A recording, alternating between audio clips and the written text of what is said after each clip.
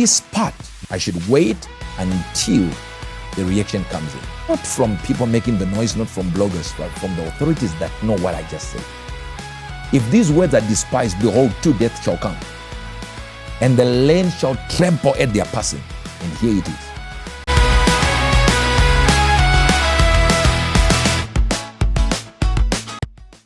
He then gave me the final national declaration, and he called it realignment. And remember, this is part one. I'm waiting for a response of this. This country will not rise evenly, says the Spirit of the Lord. It will rise surely. No region will be disposable. No voice unnecessary. City councils across the land, this is both a warning and opportunity. Those aligned will remain. Those misaligned will fall away. What was delayed was not denied. I want you to listen to this. What was delayed was not denied. What was scattered will align again. This is the season of regional awakening. This is the season of national order. And it shall be by my hand. Some will die by correction. Some will lose power by the same hand. The vision has been given by the leadership, says the Spirit of the Lord. The leadership I put in the land, yet you have turned away from the real work. You have replaced diligence with slogans, actions with words. You have forgotten the direction you were given by the hierarchy I put in place. Substance, you have replaced it with performance. And performance that hides behind the noise of slogans. Campaigns for your own belly more than real work for the people. That's why you continue to be in campaign mode and never in productivity. You have spoken as leaders, and the leaders have spoken. And I put them in command, and they've commanded you. Yet the labor of what they have spoken is not followed. You speak like them, but you don't act. You say you support them, but you don't listen to what they say. So he says, I see your counsels. I see your offices. I see the promises unfulfilled. Turn now and the land will rise with you. Persist in hollow echoes and persist in these slogans, and the correction shall be heavy. City councils, you'll be judged by delivery. Authorities, you'll be judged by delivery.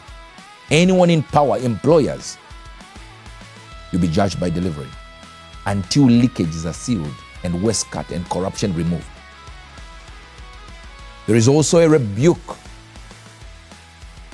to those whose tongues are sharp. Hear this, you will speak against the land. Why do you magnify decay when growth is taking root, says the Spirit of the Lord? Why do you export despair when the ground is beginning to respond? The economy is moving, yet you announce collapse. Order is forming, yet you shout confusion. I will reach you wherever you are, and by my hand you will lose power overnight, and some will withdraw breath from them. You speak as if you have discernment, yet there is no discernment. This is disloyalty of speech. You weaken confidence with your careless words. You weaken confidence in the country with your careless words. You trade hope for attention. You wound this nation while claiming to warn it. But hear the rebuke. Every land possesses, and every land passes and progresses through correction. Every economy grows before it is applauded, and no nation rises while its own mouth curses it. Restrain your tongue, says the Spirit of the Lord. Align your speech. Do not fight the future by broadcasting yesterday's fear, for the land is not dying, it is adjusting. But there are people bent on making it political more than productive. And those who speak against it are many, and they are doing it without truth. I will find them, says the Spirit of the Lord. And I found them out of step with what is coming. The word of the Lord said it this way, that after them protections shall be weighed, systems shall be examined, authority shall be spoken of, with reverence and fear. And of course, this cause will be revealed in part 2, based on its reactions. This part, just this introduction, which is part 1, I should wait until the reaction comes in. Not from people making the noise, not from bloggers, but from the authorities that know what I just said. If these words are despised, behold, 2 deaths shall come, and the land shall tremble at their passing. And here it is. The first shall fall suddenly, as the lightning divide the night. It will be sudden. It shall silence those who thought themselves safe, and the hearts of the people shall quake. I need you to hear this. And the questions shall rise faster than the wind. The nation shall cry. How is it that this thing happened in our time and we didn't know it? Some will rejoice. And men shall pause and women shall tremble. And the fountains of the certainty that you think you have shall be shaken. Exactly as it happened in Zambia,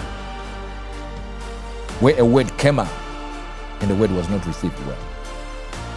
The second death will come in another place, in another space. Hope you are hearing the language. Yet his shadow shall cover the land. It shall reveal fragility. Where strength was assumed, it shall bring forth hidden files, unspoken matters. And that which was buried shall stand in the light, and people shall gaze and laugh. It shall be an embarrassment. The people shall be still, and the land shall consider its ways. It shall not be a time of vanity, but a time of reckoning when this happens, if this is not listened to. Part 1. Part 2 is more dangerous than anything. But it depends on the reactions now. Of course, these deaths are not without purpose. The Lord said to me, they are markers and they shall be signals. They are the end of denial, and He gave me the names. After them, the code is 7, 9. And the land shall not be the same, for heaviness shall lift, and the serious shall begin. The Bible says, when you listen to what the Spirit has said, I will restrain chaos. I will silence bloodlust. I'll preserve the land, even while I judge it. But Zimbabwe, you are returning to the top again. And men will begin to come back to the land.